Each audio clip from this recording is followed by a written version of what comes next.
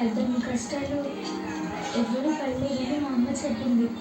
కానీ మా అమ్మ నీకన్నా ఎక్కువ కష్టాలు పడుతుందమ్మా.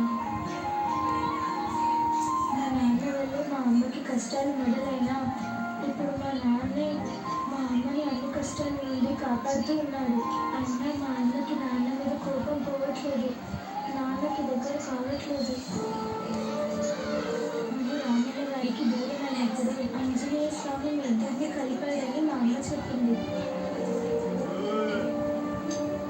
అలా మా అమ్మ నాన్నల్ని నేను కలపాలి అనుకున్నాను, కానీ కుదరడం లేదు.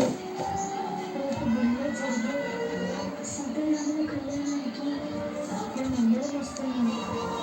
మా అమ్మ నాన్నల మధ్య దూరం తగ్గిపోయి వాళ్ళిద్దరూ కలిసిపోయేలా ఆశీర్వదించండి.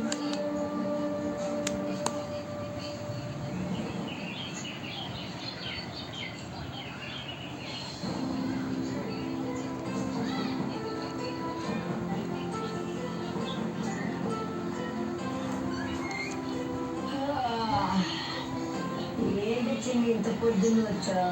ఏంటేంటి ఇవాళ శ్రీరామనవమి కదా, గుడికి వెళ్ళాలని చెప్పాను కదా. మీ అన్న ఇంకా లేవలేదా? నేనే ఇప్పుడు లేచా. నేను లెగిస్తే కదా అన్నం లేపేది.